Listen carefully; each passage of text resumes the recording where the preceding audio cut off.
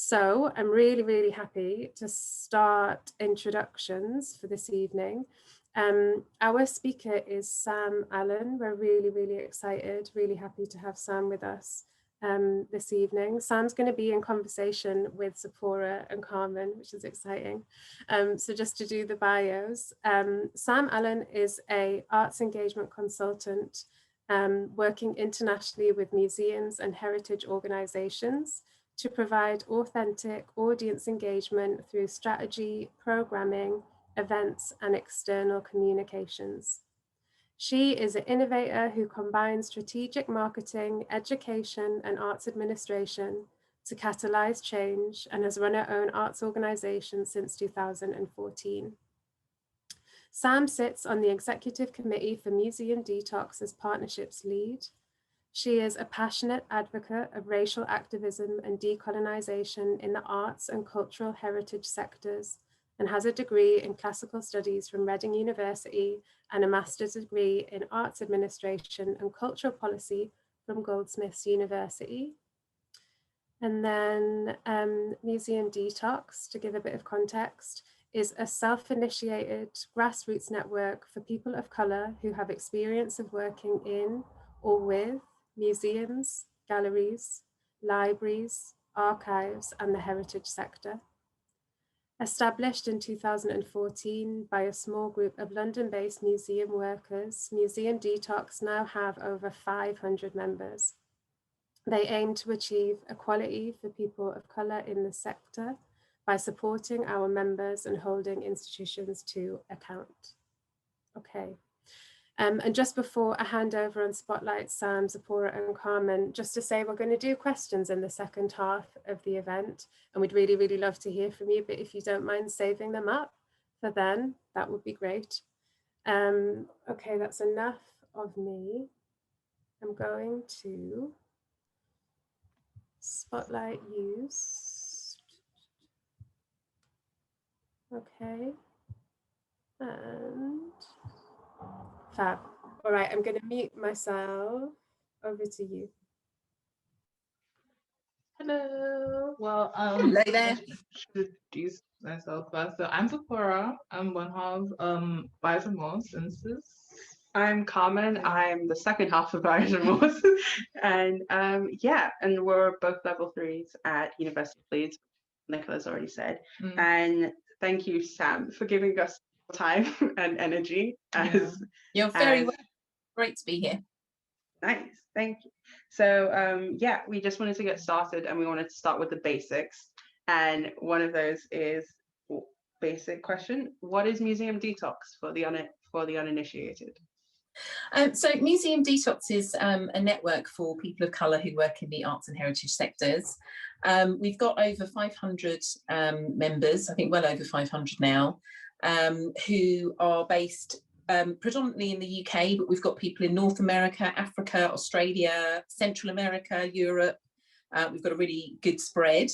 And they're made up of people from all over the art spectrum, actually. So we've got heritage managers, we've got community engagement managers, we've got lots of curators, archaeologists, archivists, conservators, you know, all programmers, you know, everybody. And it's a space that creates a lot of opportunity, I think. It's a place to share ideas. It's a great place to collaborate with people who are working in the same sector as you. It's a wonderful place where you can ask for and offer advice. And I think it's a really great place to sort of empower people in that way, where they might not feel empowered in the sector and in their organisations. I think it's also a space that where we really, really promote emotional safety as well. When people register, they are vetted to ensure that they are who they say they are and they're not horrible trolls from somewhere. You know, and it's also a place where kind of quieter voices are given a platform, And really where we're really sort of about elevation, I think. So, again, like I said, we sort of encourage collaboration. We also encourage people to form groups within Museum Detox. So we have a fantastic wellbeing group, we have an interpretation group, we have regional groups as well. So it's not all led by us, it's actually sort of generated by all of us. Okay. Sorry. Let me see. No, go. So yeah, this is like really great. So our next question is, why is there a need for Museum Detox in the sector? I think there's a great need for Museum Detox in the sector. I think the fact that when you look at sort of workforce statistics in the sector, I think there's something like 12% of the people in the arts sector are ethnically diverse, which means they're underrepresented. And if you look at heritage, it's about 5 to 6%, so it's even less. So I think what also happens, and I'd also add to that, there is a huge amount of people who are freelance in the sector, or should I say, there's a huge amount of people of colour who are freelancers in the sector. So something that we can provide is a safe space for people to seek advice, to share, to collaborate, to be able to talk about things openly that perhaps they can't share in their organisations because we're underrepresented in the sector. A lot of these spaces, you might have 1 or 2 people of colour, in a team or a department or the whole organisation. So, for example, when something like the Black Lives Matter movement happened last year, where do those people go to feel safe and to be able to talk to people in the sector and to be able to gain strength from people in the sector and give that strength? If they don't have somewhere like Museum Detox. We also advocate in the sector. We're activists in a loud way and in a quiet way as well.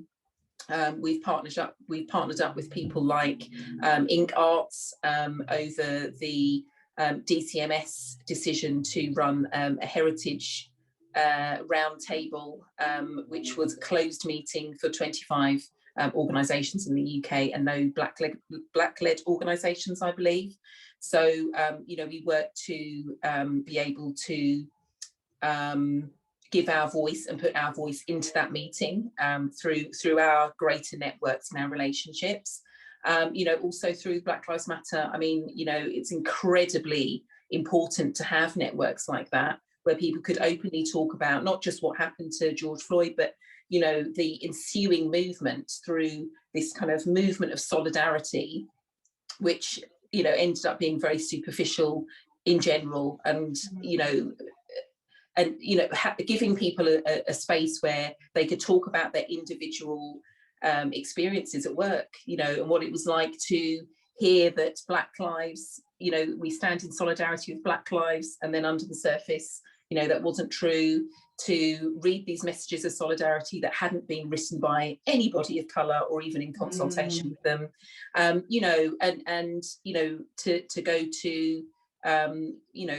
to go to meetings and how that that was approached and raised or ignored in meetings and things like that. And I think having that space is very important. But we're not just there for that. I think we're also there really to elevate each other, to check in and check in on each other's well-being. It's a massively supportive group in that way. It's really, really lovely. I think it gives people a place where they belong and where they can see themselves as well. And there's also some amazing things that that we do in the fact that not only do we advocate for kind of structural change, but we also sort of actively work on elevating people. So opportunities are shared. If somebody wants help with a funding application or a PhD application, or some mentoring advice, or or anything like that, or a contact somewhere, or an idea, or to get somebody to benchmark, to just discuss something with, it's really, really open to that. And we're very lucky that we've got such a range of people in the group from all walks of life, but also levels of experience. And it's a very sort of flat, open and very welcoming organisation. So yeah, I think it's very much needed in the sector. You know, and what we're doing is we're helping people to elevate and have their voices heard, and trying to promote sort of positive partnerships, you know, highlight opportunities for people that are, you know, that are kind of steadily come through, in order to combat, you know, the structural problems that we have in this country. I think when you were talking, well, me and Zipporah were nodding, like yes, but not just in like incredibly grateful for kind of what Museum Detox represents. Number one, as a person of color who's entering the sector as a graduate, like me as a fine artist, I'm not on the curatorial side. That's your problem, but like,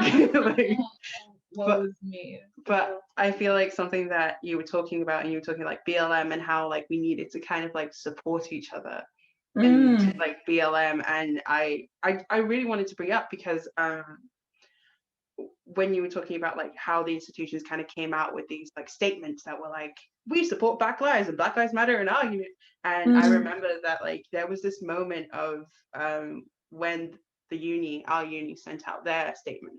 Me and Zipporah sat there together, and well, Zipporah texted me and she was like, we have to get them to put their money where their mouth is, because at that time Buyers Remorse had been on the table for like a solid 3 or 4 months, and no takers and nothing.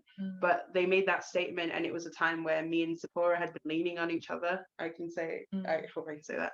But like, as we'd leaned on our networks to support us through BLM, because it was an emotional time of like us having to really like, it's like everyone else realized what we'd already known this entire time. It was a time. It was just a lot of people being like, racism exists, and we just being that just like horrified.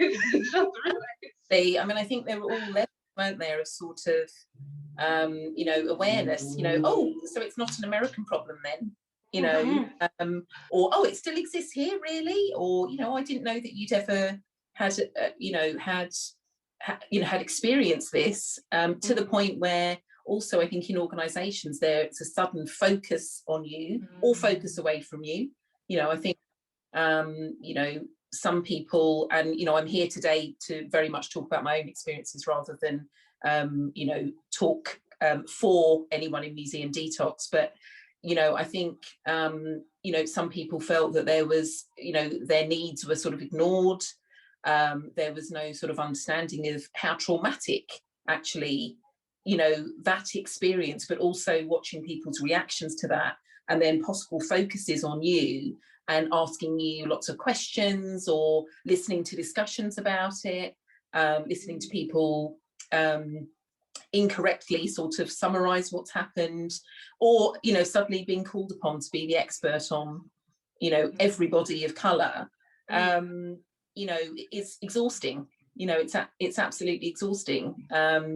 You know, and I definitely feel like that in some of the work that I do. You know, if I do work around sort of anti-racism and things like that, you know, I really need to give myself some time to recover from that, because it can be kind of deeply unsettling. So I think to have those communities that you can reach out to and speak to, and realize that other people are having these experiences, being able to speak openly about some of the things that are happening, you know, is so important. You know, and it's formal and informal networks, you know, it's incredibly important. And I think also, you know, something that came out of that experience, definitely for me, is a bit like Brexit, really, realizing there's some people you can talk to about this, and there's some people that you can't, you know, and they could be people who are very much in your lives in some way, work colleagues, you know, acquaintances, you know, man in the shop down the street, you know, and that's very difficult as well, I think, in something like this that feels so personal. That's like so true. I feel like with that, like, as you said, it's a special kind of work, and it's incredibly emotionally draining work, really, that you do when you when you do work about race, it's like it's very hard to do. And it's just like, I think with universities and institutions and stuff like that, they don't realize how difficult that is and how like draining it is, especially when they come with hypocrisy. It's just like, what strikes me was like all the BLM statements that happened over summer was just like, they were so disingenuous. It hurt my heart, it really did. Because like one of like the reasons why our project is happening right now is because I was incredibly angry. And I wrote this email being like, you released the statement, but what about me? So basically the vein in which like we wrote the email. But yeah, I really feel that in my heart.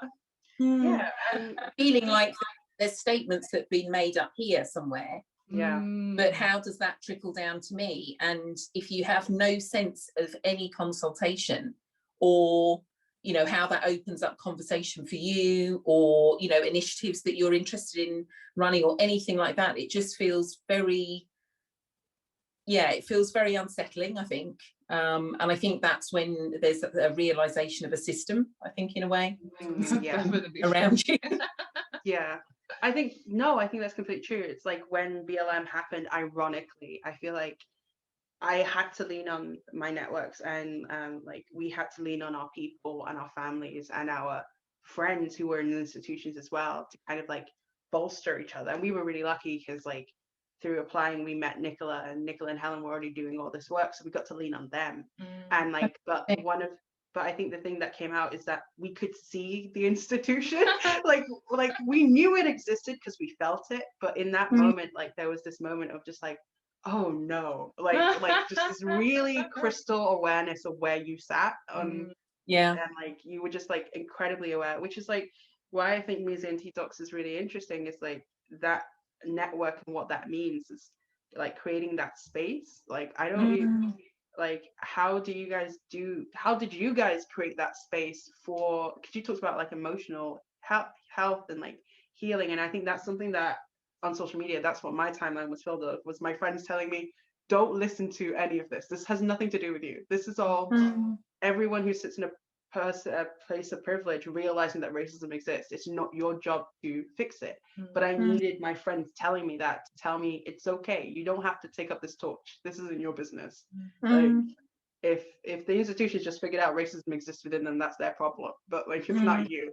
But like how did you guys kind of create that emotional structure for your network and for your people in that respect? Well, I guess I think well-being is something that's really central to what we do, and whether I think enjoying each other and lifting each other up, and sharing success and achievement is really, really part of the group as well. But I think we all, to a certain extent, have to deal with this this issue of racism in our workplaces and in our lives. So I think it's about however you react to that, whether you're somebody who is actively pushing against that, or if you're somebody who's just sort of passively minding your own business, but this comes to you in your workplace, or your whatever. It's about, I think, centering well-being, and centering well-being in the network, but also centering well-being in people's minds for themselves, and understanding that actually you need to take care of yourself. We all need to take care of ourselves and each other through this group. And we're very lucky to have a wonderful well-being lead at Museum Detox who sits on the committee. And so that's a thread that really has to go through all of our work, and anything that we do, and anything that we advocate for. And I think during Black Lives Matter, there were lots of Zooms and things like that where people could just sort of check in and share, and what I love about Museum Detox is, there's people share and people support, people, and it goes both ways. It's always there's both sides of it. Sometimes people are the ones who are advocating and empowering you in some way. And, you know, maybe on another day, that person might need support or advice. So there's that lovely sort of relationship that seems to be shared amongst the members very naturally. But yeah, I think, you know, wellbeing is something that we you know, really centre. And, you know, we have a smaller wellbeing group for people who, you know, want to regularly check in and work through, you know, work through how we can look after ourselves better, not just as an organisation, but in our own spaces of work and in our own lives. And, you know, we even have, you know, people who have like check-ins, you know, let's have a cup of tea together sort of thing. You know, and so groups of people getting together like that. So it's very natural. But it's something that's centred in everything that we do. So there's that care there for ourselves and for the members. Yeah, I feel like this leads on nicely to our next question, which is, how does Museum Detox create a safe space for people of colour in the sector?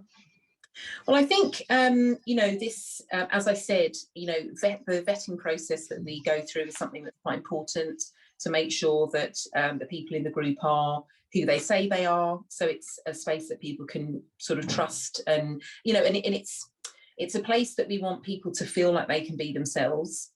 You know, that's very important to me. I want to be able to be myself in that group, be able to share my successes, and if I need a bit of support or advice, be able to openly say that.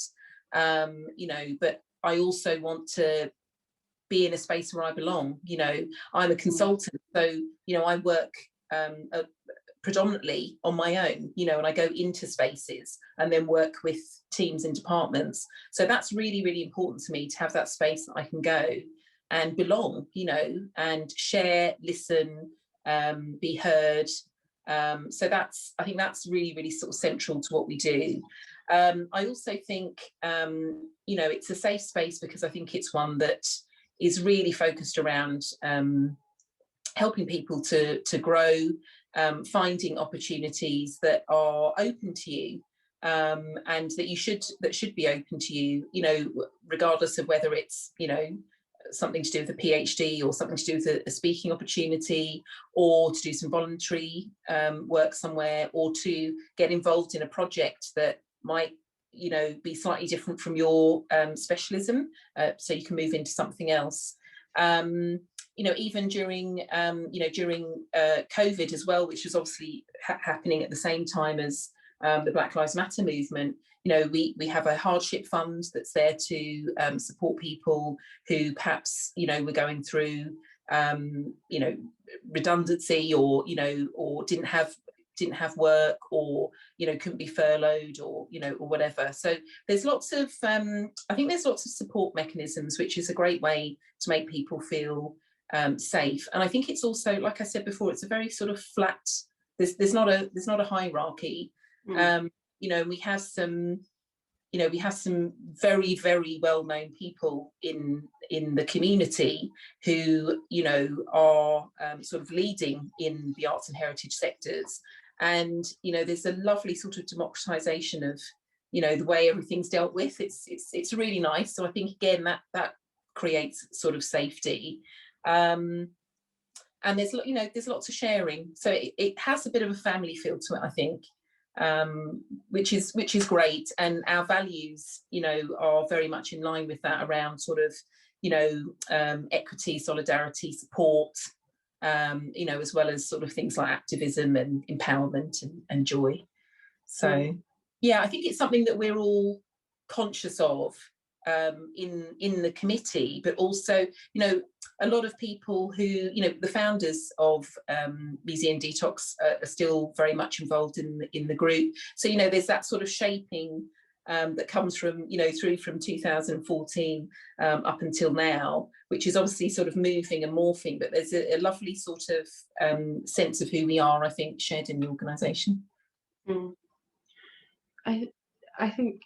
I think it's really good to hear that there was a structure, like that someone had some structure somewhere during that time. Like that I think is something that I think attracted us to the organization. Well, Zipporah brought me and I came, but like but it was definitely something that when we were looking into, that when we were looking into Museum Detox that we were interested in, is to know that these structures kind of exist and like could be like a cushion for marginalized identities, and that was something that like I think was really exciting for us, like to know existed and was present. Definitely. I remember when I discovered Museum Detox and I was like, wow, this is really, you know, what I need. And like you said, what I love is there's that cushion, but then there's also that elevation as well, you know, and that real sort of sense of, you know, I've moved up, so I'm going to bring people with me. I really love that about Museum Detox. And you know, so there's that sort of, you can move forward, but if you stumble, you know, it's there for you too. And both senses of the group are really empowering, I think. I wanted to refocus on something that you mentioned when you were talking about like kind of the COVID and BLM and that, I want to say horrible period, like it's in the past. It's not, like we're all very much still in it. And just because I think something that's really interesting, especially for us as graduates, but also as young people and people who are in the sector in general, we wanted to ask, like, in your opinion, and you work in the sector and also as a part of Museum Detox, there's a couple of ways to word this, but how has the sector changed for marginalized people and for you and your experiences in light of what's going on with COVID, but also how's that linking to like the way previously, like the histories of marginalized identities and the way they've been treated? And it's a pretty loaded question, so we could spend a lot of time on it, but like just kind of on that line of like COVID and museums and being a POC person in museums, what's that been like, basically? I think, well, I mean, it's a very sort of broad area, so I'll answer bits of it. You know, as I mentioned before, some of the statistics around sort of how we are largely, well, very much underrepresented in the sector, and that's based a lot on sort of benchmarking that against the 2011 census. So again, 10 years out of date, and you know, we'll find out more about how those figures have changed later this year. I think it's a sector that had a big shock last year, not just with COVID, obviously that's a whole thing, but I think through what happened around the Black Lives Matter movement, and then that suddenly sort of being, rather than something that was sort of American, you know, then it was related to the UK. Then, you know, through the messages of solidarity, people were suddenly saying, well, hang on, you know, if you are standing in solidarity with Black lives, then what about decolonisation? And what about workforce recruitment? And what about career progression? You know, and suddenly it became very central to the art sector, you know, and really caught a lot of people, you know, put them in a very awkward situation, because there's a distinct lack of evidence of deep structural changes and transformations that were happening before that point. I think something that's, you know, been inevitable because of COVID, but has, you know, largely affected people of colour in the sector, has obviously been all the redundancies that have happened, you know, which have, you know, we are overrepresented in the front of house in museums and galleries. So a lot of people, you know, the Tate, the South Bank Centre, a lot of these places have, you know, made hundreds of people redundant. And so, you know, again, in workforce, you know, in the workforce, they're, you know, again, we're now underrepresented again, even further. I think some of the other changes that I would mention, I think, is,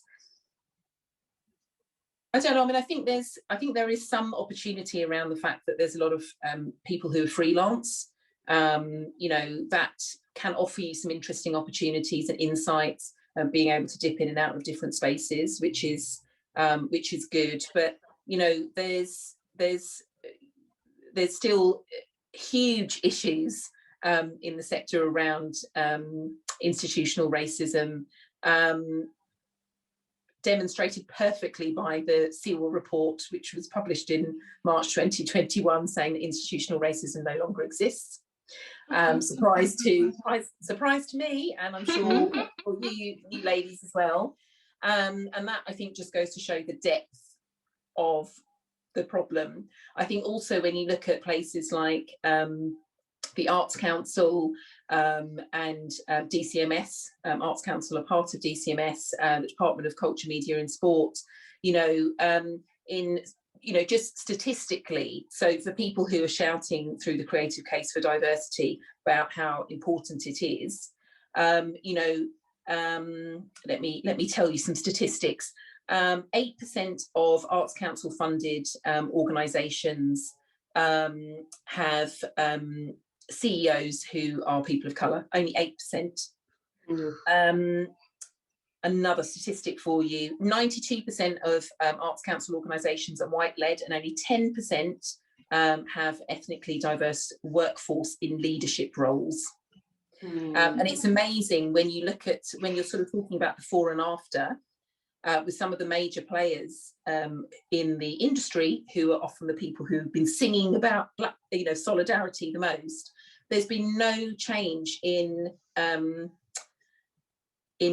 racial diversity in their senior roles at all. So over the last 3 or 4 years, like not one person.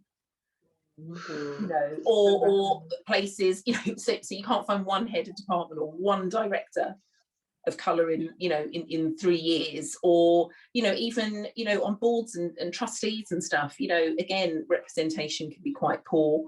There was a big story recently, and I've completely forgotten who it's about, but it was about women on a board. I'm not going to shout who I think it is because I can't remember who it was. But, you know, I think the people who were asked to stand down and the people who were asked to stay on a board recently, the people who were asked to stand down were women of colour. And again, you know, not only were the people who were left all men, but there was no one of colour on the board, but everyone else was allowed to stay, but they thought that they would sort of review and recycle some of those positions, something like that. I'm sure lots of people in the audience do know the story. Sorry, I can only remember half of it. That was a few weeks ago. You know, so you can still see there's this huge problem with the structure at the top. You know, another thing that I've noticed through my work is, you know, where does learning happen in an organisation? Where does training happen in an organisation? Does it happen everywhere? No. It generally happens, you know, junior to middle management. And then the people who are making these decisions and who have the power to make changes are not re-educating themselves at all. They're not embracing even, you know, your diversity sort of training. You know, they're sort of exempt from that, which then exempts them from any kind of accountability as well. You know, the rush of unconscious bias training over the last, I don't know, 5 or 10 years, and how that's been centralised is actually a way of directing people away from institutional racism, you know, and the structure of the organisation. So unconscious bias is about you, the individual. So it takes the accountability away from the organisation and the people who run that organisation at the top. So, you know, there's, and I know that's sort of being questioned a bit more now, but, you know, these problems are still sort of running through. I think over the last sort of 10 years or so, there's been a huge kind of business case for diversity, rather than sort of looking at diversity as a human, you know, something that we should do as humans, a human right to be treated fairly and to be treated equally. So people have sort of looked at it from that angle, and there's been this real commodification of diversity, as I'm sure we've seen everywhere. You know, there's brown faces, you know, on booklets, on websites.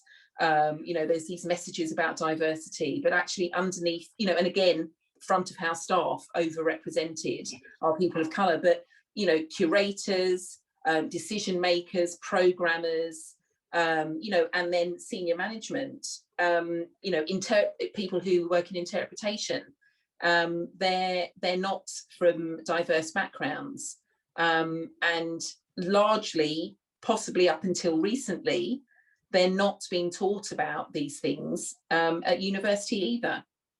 And when, I think also when you're looking at workforce recruitment and changing that, you know, getting people of colour into the sector, well, that's going to take some time.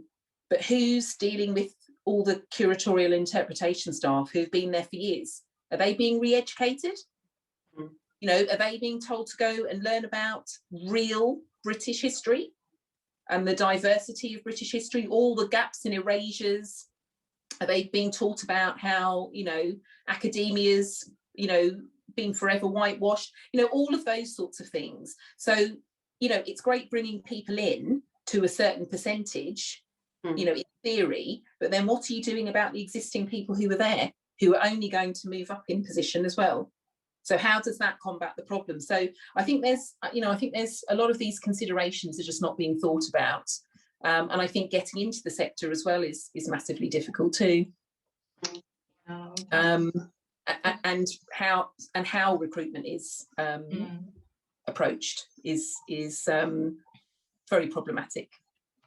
That's very, very true, because I know my experience with like museums and such, and like trying to get into the sector, because I've done mostly volunteering, I haven't like been paid or anything yet, but like trying to get into it as like a Black person and like working with queer people they do not acknowledge, that is going to be very hard for me to like get. And they treat me like a regular student basically, and it's just that I know my heart it's going to be very hard for me to like get into the same places that like a white person be able to do. And it's very bad that there's zero acknowledgement of the fact that like I'm gonna have to do specific stuff, or at least show me to organizations that would help me do that basically.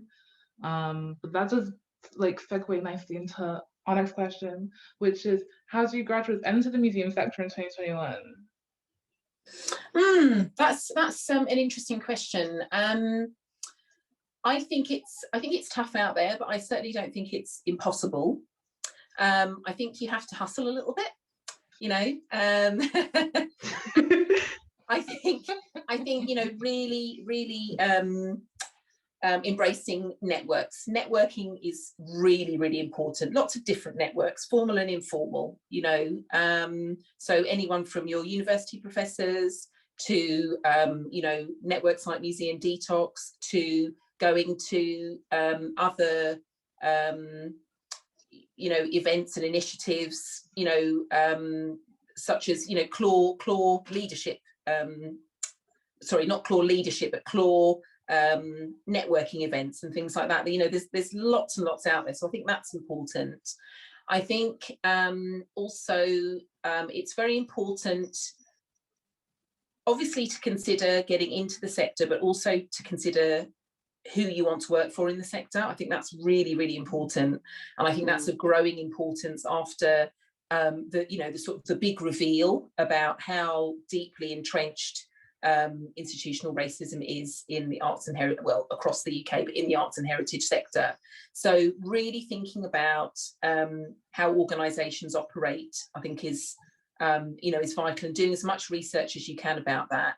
You know, what do they say publicly? You know, does that stand up? You know, in interviews, when you get interviews, you know, asking questions about organisations. You know, asking them about, you know, racial diversity, for example. You know, and if people sit there and kind of go, well, you know, I'm not sure. You know, can you answer that to the other person? That's going to tell you something. You know. Look at how they approach community work, ask about career progression, ask about training, all of those sorts of things. So I think that's really important as well. I think getting into the sector, yeah, it's looking in different ways for opportunities. Also think about, you know, freelance work. That could be an interesting way of getting into the sector. I think make sure that, you know, I mean, internships are one thing, but I think as soon as you start working, make sure you're getting paid for for your expertise, and just be a little bit careful about, you know, how much diversity work is done without being compensated in some way. You know, if you're on a voluntary group within an organisation that isn't really doing the work, you know, in other parts of the organisation. So I think all of those sorts of things are very important to consider. I think, you know, seeking out opportunities, I think, is really, really important. You know, it's tough times at the moment, so being proactive is really important. Getting to know people, thinking about your transferable skills as well.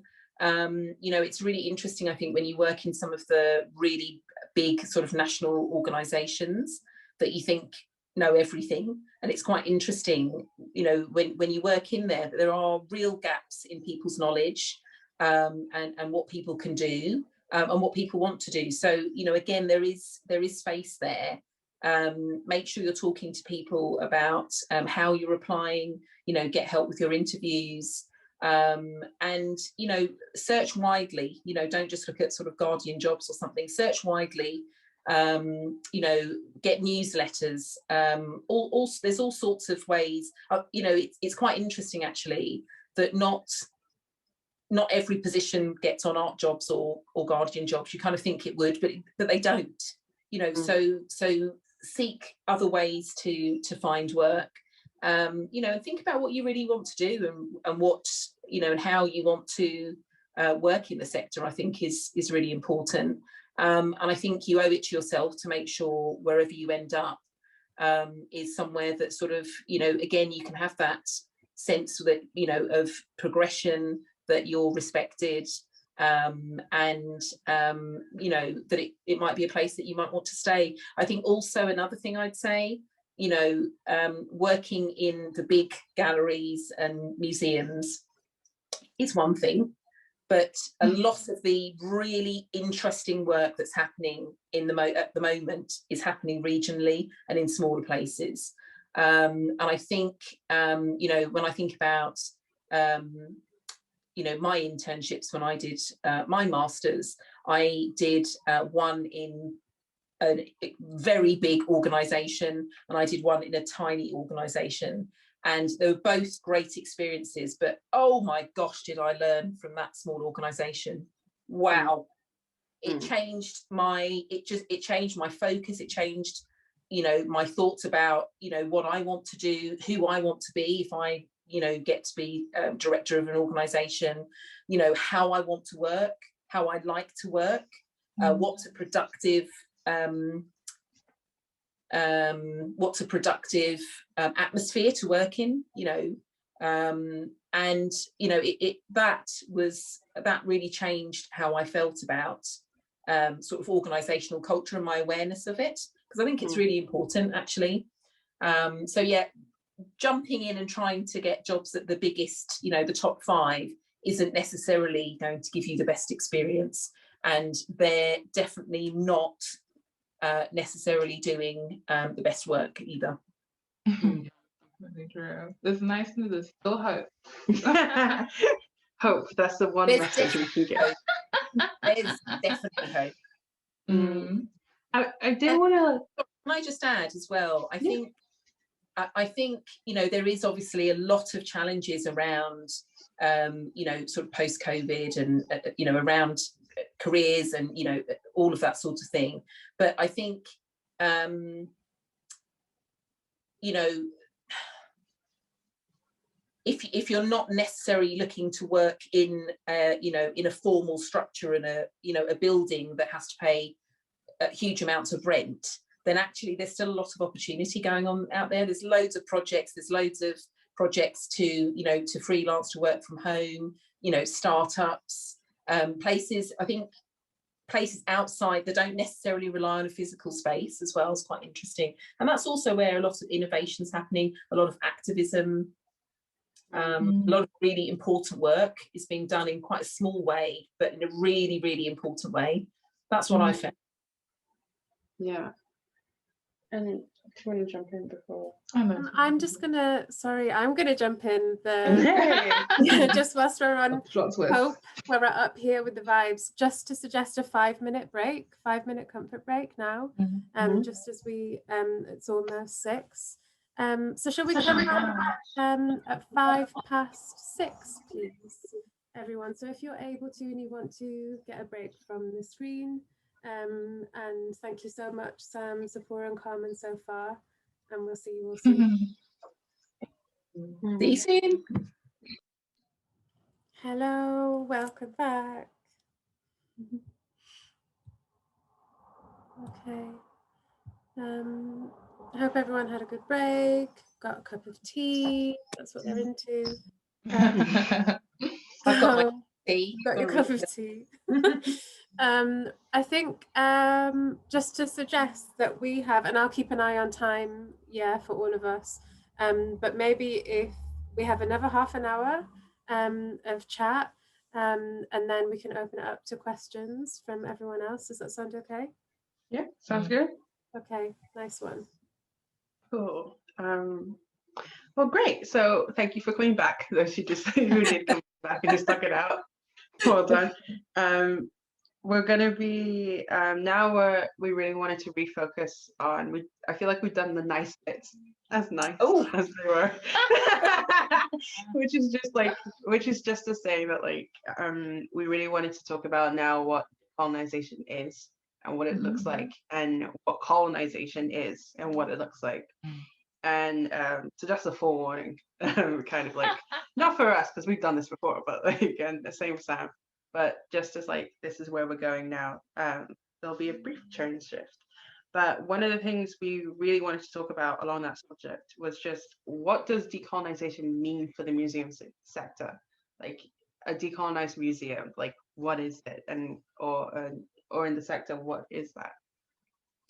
Well, I think that's really interesting, actually, because on one hand, you've got the sort of original meaning of decolonisation, which was about withdrawing from countries that have been colonised and allowing them to self-govern. And then you've got decolonisation now, which is about sort of dismantling structural oppression and disrupting, I guess, the status quo in that way of, looking at our processes and our practices and how they support kind of supremacy and a lack of equality, etc. However, I think it's a really, really interesting word, and I'm kind of fascinated by language and how it changes its meaning, and how it's sort of that kind of fluidity of language, along with culture, racism, all of these things. They change and they shapeshift, and I think it's really, really interesting. If you asked different people in the museum sector what decolonisation means, I think they'd all say different things. Because I think there's a really different, there's not one sort of unified understanding of it. And I think we see a lot of superficial, tokenistic gestures, which are deemed to be decolonisation, which aren't really, decolonisation is about action. And actually, I mean, if you look at the Benin Dialogue Group, it's been going since 2007. Well, what action has come out of that, apart from possibly, I mean, there's a museum that's been commissioned in Nigeria, but what has happened about returning things?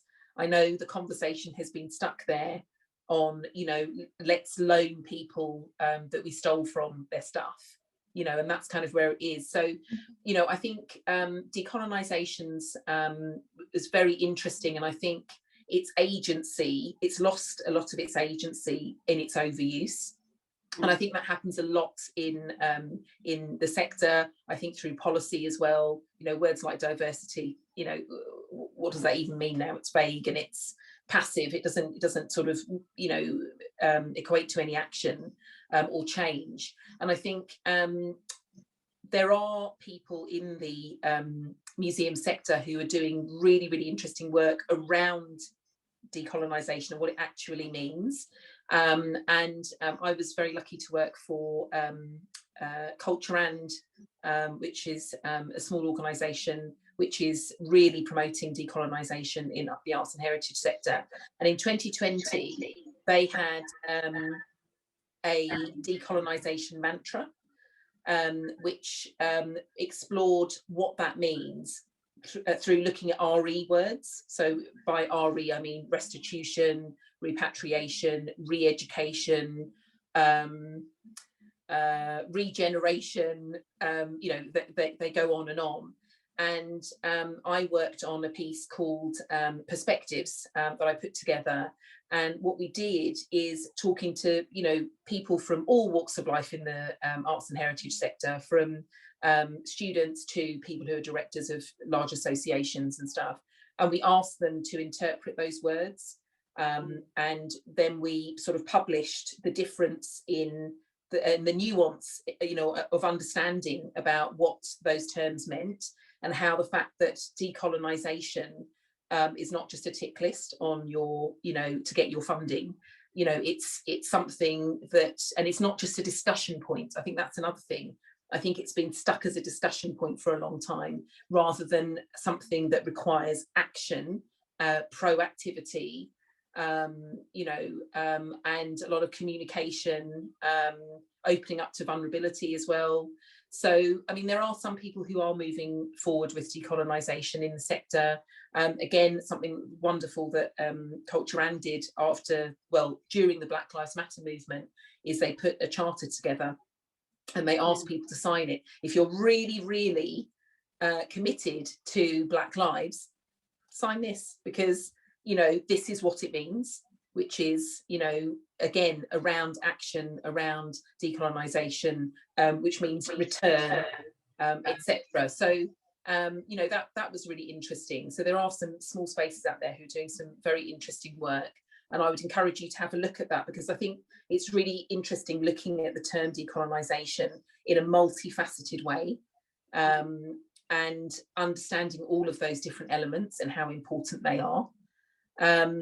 And I think, unfortunately, a lot of that interpretation is at a very superficial level, and it's not deeply thought about, and it's not deeply acted upon in real sort of genuine, in a really genuine and committed and long-term fashion. You know, and there are some people who have made some interesting strides forward. I mean, you've got the Pitt Rivers Museum, who have some of the Benin bronzes, and also, you know, their setup is very sort of colonial. They have, you know, through Dan Hicks, and, you know, also through their kind of curatorial team, they've done a lot of work with source communities around decolonisation, with their Living Cultures project, for example, that was a few years ago, I think. They worked with Maasai tribes from Kenya and Tanzania, and worked very closely. They were invited over. They interacted with their spaces, how things were set up, how things were interpreted.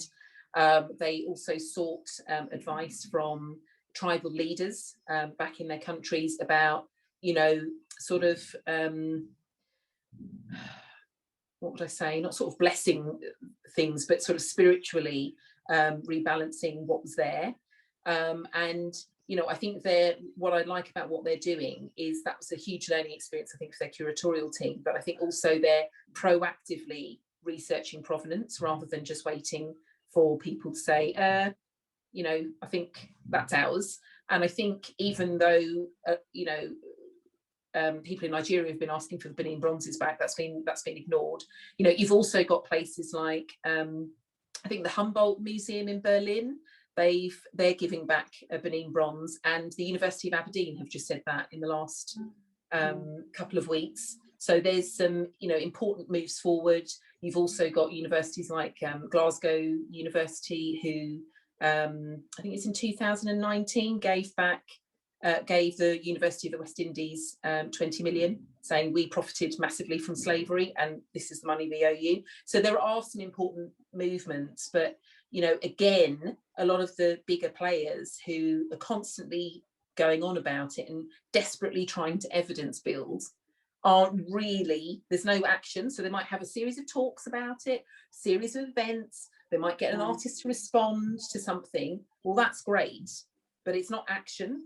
What that is, that's evidence building to say, oh, but we do that. And, you know, and again, you know, really, really looking at what decolonisation is and what it means for you, what the cost is, you know, how, you know, your responsibility, your accountability, the work that has to be put in, you know, the staff that you might need, what that's going to mean for your collections, deaccessioning your collections, what it's going to mean for your storage facilities, you know, what it's going to mean for, you know, having active provenance research, you know, that's not really engaged with, I think, a lot of the time.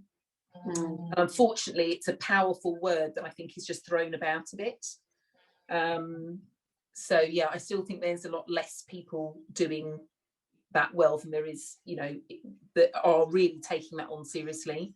But, you know, I'm always so thrilled to hear about places that are, you know, and who are taking that position of vulnerability, I think, as well, in saying, you know, we've messed up, you know, and people who, you know, were part of this organisation in the past, even if it's a couple of 100 years ago, whatever, completely messed up. This is not ours. This is not ours to keep. And the tiniest thing that we can do, you know, the smallest, well, the thing that we want to do, which is a very small action, is to return this to you because it's not ours, or to, you know, to work with you in some way to send, you know, items, etc., back to where they belong. So, yeah, I think for me, it's quite interesting, like, you know, vulnerability in the sector at the moment is quite interesting. And this sort of, you know, imperial strength. And for me, the imperial strength means status quo, we're not really doing anything. And I think people who are sort of embracing a bit of vulnerability and, you know, seem to be, potentially in quite small ways, but seem to be working towards a better sort of internal culture and actually actioning change, which decolonisation requires. I think that's very, very, very true. It's just like, I feel it's like a very interesting point you talk about of basically like this like kind of restitution, like the different ways of like decolonization and like the different meanings of that. It's like very like, it's very like current right now, I think, because as you said, I think decolonization has become very popular, but for like the wrong way, as in it's become so mainstream and like it's like a buzzword that like they love, like people love to throw out basically, and it's just like there is so much real change. Like I feel like what gets me about museums like that is just like they have this decolonization, but like the actions are just obviously racist, and it's just it's so hilarious. It's just because I actually remember this case. I think it was like last year sometime, and I think like these like activists, I can't remember where they were from, but they were from Africa, and then like they basically went to France and they stole one of these one of these like African like objects, and like it was basically a protest stealing kind of thing, of being like we're giving this back. Yeah, is it? You say to Cabron Lee, and they tried to tell. I don't think they got away with it, but they yeah. And it's just, I just feel like the case is so interesting because they went to trial and they got punished, but it's just like, isn't this incredibly ironic? Because you stole this, and it's just like, and it just brings to point just like this wild like hypocrisy, kind of like double thinking that goes on in museums, in which they're just like, oh no, we're not racist. We do have this stuff that like we're all aware has this deep, painful, violent colonial past. And to give it back would be the right thing to do, and we can give it back at any time that we wish, but we're not, but we're still not racist. But we're not. I know, and it's deciding what's racist and what isn't, which is quite exactly. From certain, you know, from a perspective outside of experiencing racism, defining what that is, which is always interesting. And I think, I just think, language is very interesting, and buzzwords like decolonisation are very interesting, because the more they're said, the less we think about them, the less we think about what they really mean. And so they lose their agency in a lot of ways, and they're used in sort of the mainstream by people who really don't understand what they mean. And I would love to go into, one of the top galleries and get everyone to write definition, and it would be hilarious, that sort of thing about diversity, isn't it? Because people don't deeply engage with it, and unfortunately it's I don't think it's become completely passive. I mean, I think words like diversity have kind of really lost a lot of most of their agency, in the vagueness of what it means as well. People don't really know how to respond or evaluate it, etc. But decolonisation, it's a shame with these words, and it's the same as acronyms like BAME. If you use it, you don't have to think about what it means. You don't have to think about any one of those people. You homogenise, and there's no, it doesn't mean anything. It's just a way of sort of grouping something. And I think if we think about the different facets of decolonisation, that's also done, in its overuse. I think that's very true, because I remember having a conversation with my friend literally the other day about how we hate BAME and BOC so much, because it's just it's this way of just conflating everybody together, when it's just these individual identities have no right to be put together, because we're not a monolith, we're very different, and the institution attacks us in very different ways, and we're affected all very differently by how the institution gets to us. So it's just putting these in these subcategories of just you're this, and we will all treat you like this. You will all be looked at like this. Is just so indicative of the institution itself, and just how ignorant they are of what they're trying to tackle, basically. But I think as well, if we look at sort of I'm just going to say colonial habits that we still use, using acronyms, categorizing, things like that, they're all part of a colonial hangover, really. And it means that you can group people together. You don't have to think about them. You don't even, it's not even correct. When you think about, black, I mean, what does black mean? Does it mean African? Does it mean West Indian? Does it mean South Indian? Does it mean politically black? What does it mean? Asian, well, in England, Asian means from the Indian subcontinent. So what about people, Chinese, Vietnamese, people from other parts of Asia? So it doesn't even cover the people it's supposed to represent, and also it hasn't been chosen by the people it represents as well. So it's a stamp that's given to you that centers whiteness as normal. That is very true, because I feel what's important to talk about museums is just that colonialism and imperialism is very it's deep in the bones of it, and it's just very interesting how you said POC and BAME are holdovers of that imperialism. Because I feel when museums are incredibly racist, and they're very just oh no, we won't do that, or oh, this diversity is enough, or they're not giving back these objects, people holding on to that imperialist past and not wanting to let go, and being no, we're still that Britain who did all that stuff. It's a very romantic idea of empire that's just very selective in what they want to remember, and very ignorant of all of the horrible stuff that they've done. And they're just oh no, it's fine. It's so ingrained, isn't it? And it's so settling for people to accept that perhaps, the story that we have all been fed, all of us, myself included, is not the full story. And, I've lived abroad for many years, and I think that really piqued my interest in identity, really, because, I learned more about my country from living outside of it. And then you realise, we look to that country and, they're censored, and that country, there's, such propaganda. Well, what about our country? Exactly. We're also things like that.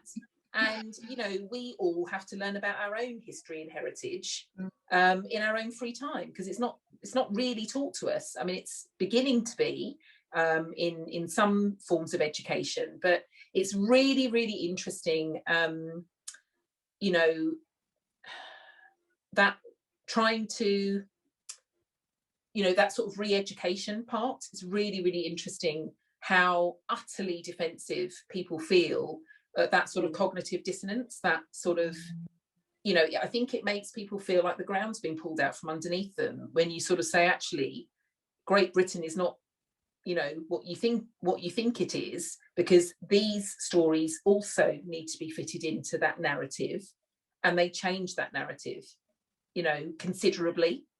You know, even things like, you know, we're always taught about the abolishment of slavery, but not the fact that England, you know, massively profited from it, or the fact that as slavery was abolished, you know, the slave owners were compensated, not the slaves. Yeah. To the tune of, I think, 17 billion or something, which was only paid off by the Treasury in 2015. Exactly, which means by that taxpayers, you know, and you know, I mean, that is a really freaky sort of fact. But, you know, I think it's very, very unsettling to have your identity stripped back. I think I'm used to having my identity stripped back, and I probably spend my time, I don't know, doing the opposite. But I think when you haven't really questioned your identity before in quite the same way, it's very, very unsettling, and it's very yeah, it's really difficult work. I think it's difficult work for, you know, if you're in a training capacity doing that, but I think it's also very, very difficult to, you know, be told, actually, the sky's not blue, it's, you know, it's orange, you know, it's your reality is now under question. And I think that's really tough work, and I can understand why that's tough work, but it's really necessary work. And then I think if you look at, you know, that at an educational level in primary, secondary or tertiary education, that's something. But then if you think about re-educating people who, you know, haven't been near a university or a book for 20, 30 years, but they're in a senior position, you know, it's a very big task. Yeah. Yeah, it's like very true. It's like, I think what is very interesting when you said it was like how people aren't used to having the identity stripped back. I was very interesting. It's just like when you think about whiteness and like how, like, as we're going back to labels again, it's just like everything's created in opposition. So it's like, it's no wonder that like people, when they're being questioned and stuff, it's just like, I'm not used to having my identity questioned like this and having to like kind of reveal the structures of like what makes up me, because I'm always reacting to people in a certain instance. When like really was like with my experience with like my blackness, I've always had to question what my blackness is, like what is my blackness authentic, or is like how should I react in a certain instance to be less black in this circumstances? How do I create myself to be more of an accepting person in this instance? And like, I don't know, I like, when I remember doing my internship, one of my first internships at a gallery for the first time, everyone was white, and I had this very oppressive feeling every time I went to work. I cannot be myself in this gallery because it's an incredibly oppressive environment. And I had a lot of instances where people were very rude to me because I know because I was black, and they weren't used to seeing a black person in the gallery. I remember someone gave me a very horrible look. They were just like, "What are you doing, man?" That's horrible. I'm working. Yeah, that's horrible. Yeah. That you have to feel like that.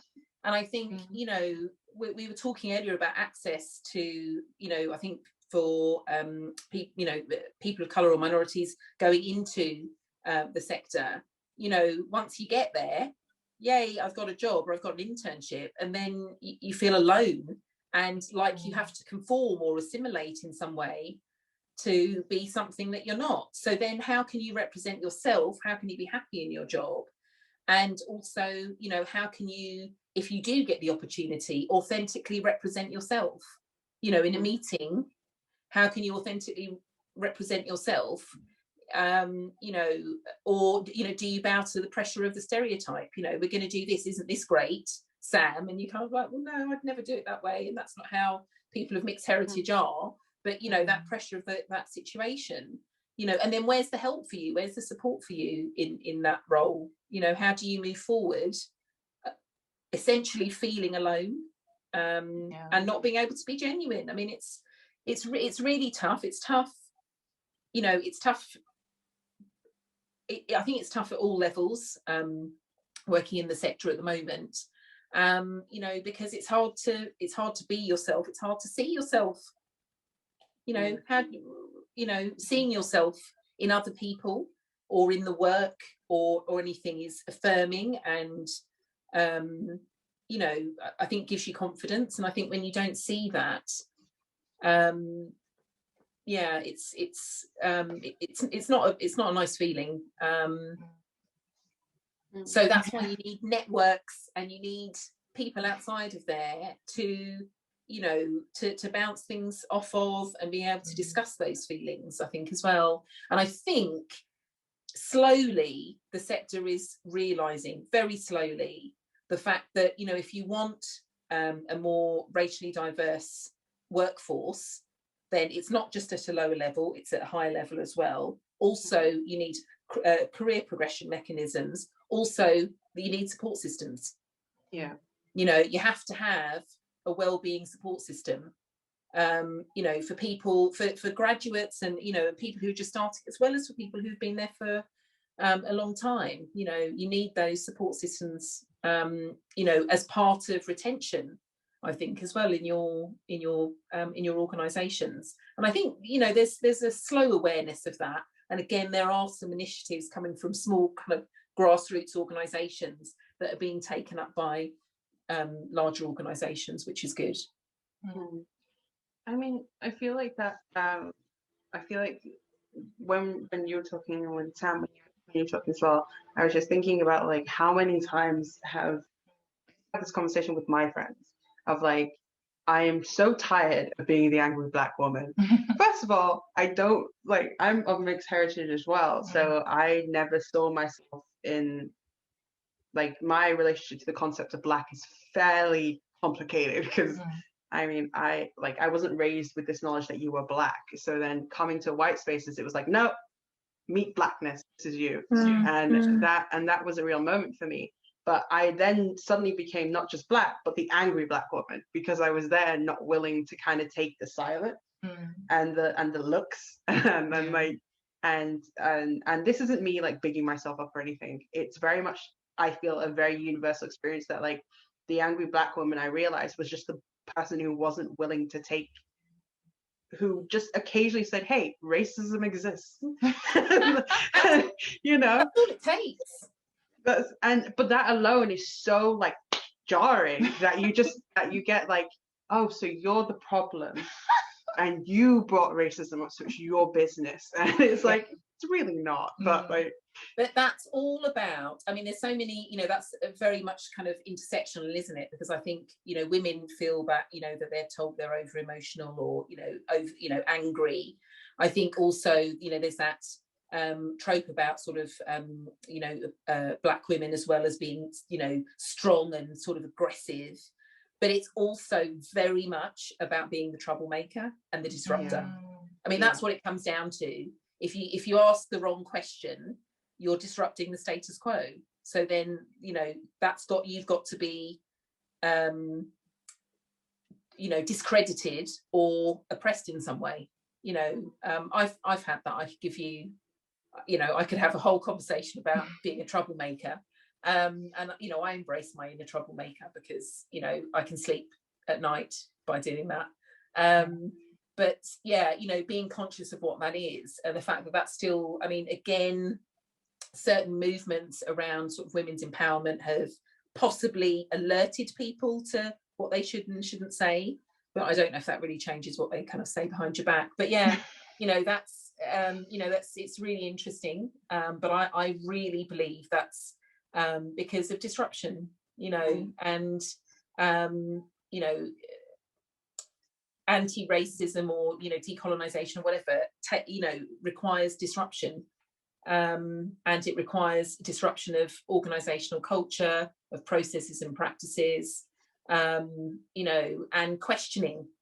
And I think, you know, bringing in different points of view and voices, saying, actually, no, that's not enough. We need to go a bit further, or, you know, you can't do that, or, you know, why don't we try this? And, you know, it's very, very interesting that I think, you know, when you're discredited like that, you have to, it's upsetting, but I think you have to, for yourself, think, well, what's that about? You know, and it's often because you've hit the nail on the head, I think. And you're taking work or your practices or your opinions to a level that people aren't willing to, you know, go to. And I found that myself in the sector, actually. You know, people are very willing to accept, you know, an interesting presentation, you know, some sort of motivational thing about, you know, the outcomes of all of this. But actually, when it comes down to doing the work, the journey, the hard work that needs to be done about learning, unlearning, relearning, you know, dismantling, etc., they're a lot less willing to do that. And there's some people amongst that who are normally silent or quite silent in the moment, who have to discredit you because they don't want any of it. So, you know, there's these different levels of maintaining, you know, the status quo. And I think, yeah, I think there's a real interest in, oh, we'd love to do this. We don't really want to put the work in. We want the outcomes. So what's the quickest route to that? Okay, tokenism, you know, is generally sort of how, you know, how it comes out. But yeah, so yeah, for me, I think embracing your inner troublemaker is quite important. And it's quite important about doing activist work, I think. But it also means that you have to accept how that's used against you to a certain extent. I mean, I'm not saying, you know, and it's small moves, isn't it? Small things. But yeah, I think that's really important, rather than thinking, oh, you know, everyone thinks I'm this. Get behind what it actually means. Speak to your networks, you know, and you know, keep delivering innovation if you're comfortable with that. I think that adds nicely into our next question, which is, spill the tea on which museums are the worst offenders of colonialism and racism, basically. Well, yeah, I mean, I think, you know, there's a lot of people that are sort of in the news that we're very aware of. I mean, I think something that's really important to be aware of at the moment is the whole sort of arm's length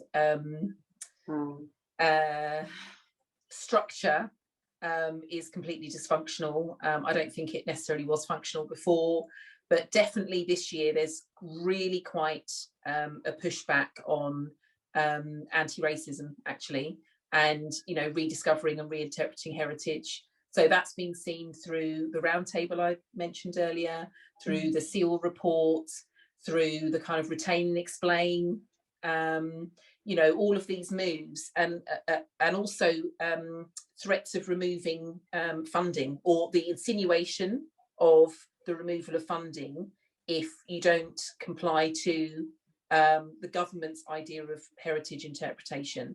And that's been fed through letters by the Cultural Secretary, Oliver Dowden, since November 2020. You know, the roundtable was held in February.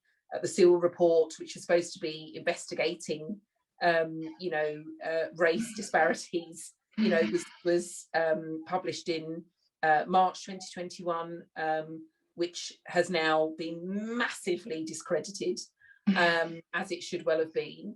But, you know, I think that's a really big part of the problem.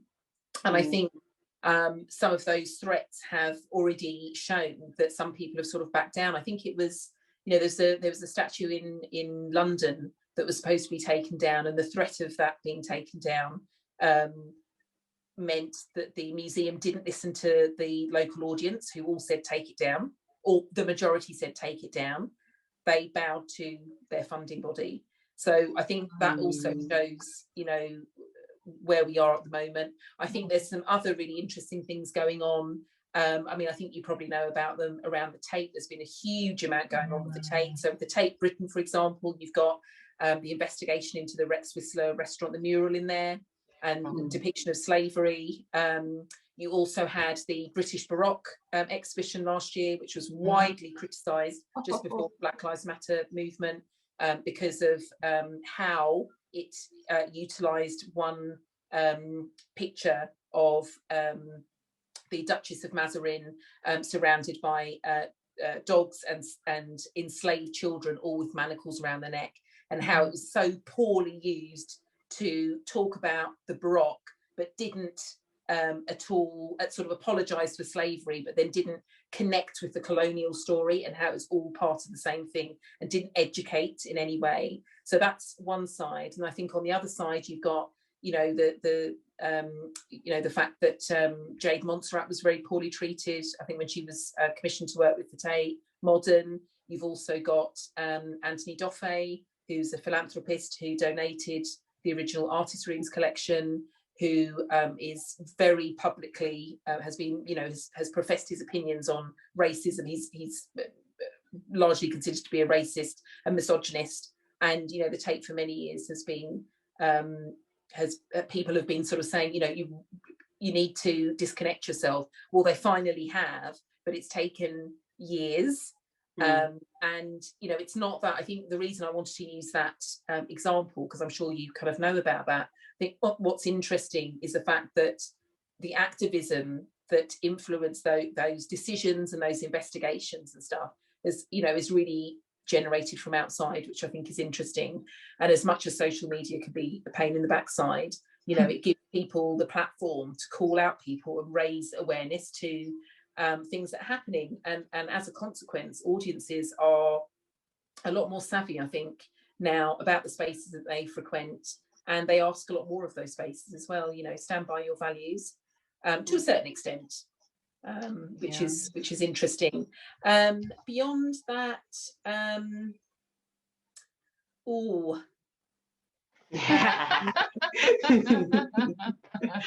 I could go on. I think again, for me, you know, in more of a general sense, to be a little discreet, but you know, to make a really important point, as I said, when you work as a consultant, you go in and out of different spaces, and also, you know a lot of people who work in different spaces, etc. You know, it's really interesting just seeing how this work is approached, and, you know, I think how it was approached last year, immediate messages of solidarity, and then not really any thought behind that is often how this work is approached, and also how internally work is approached. You know, diversity groups are set up for junior members of staff. Well, where's the accountability at senior levels? You know, training is given to people at junior levels. Well, who's learning? You know, who's setting the example, you know, at the top of the organisation, you know, about these issues? You know, where's the culture of learning? Where's the culture of reflection? And I think they are really, really big problems. And it's interesting, I think, when you go into these spaces, whether you're training or doing strategic work, you know, actually having to deal with that sort of almost pushback, you know, against, well, you've hired us, but then we're going to get very sort of defensive about, you know, what we don't do well.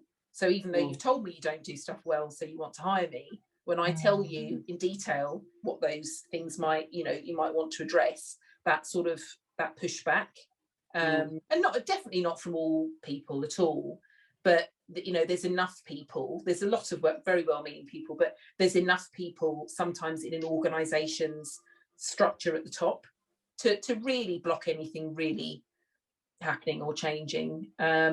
So you know, I think that's something that is commonly seen. And I think, again, going back to, you know, when you're looking at working in the sector, you know, seek out learning organisations, seek out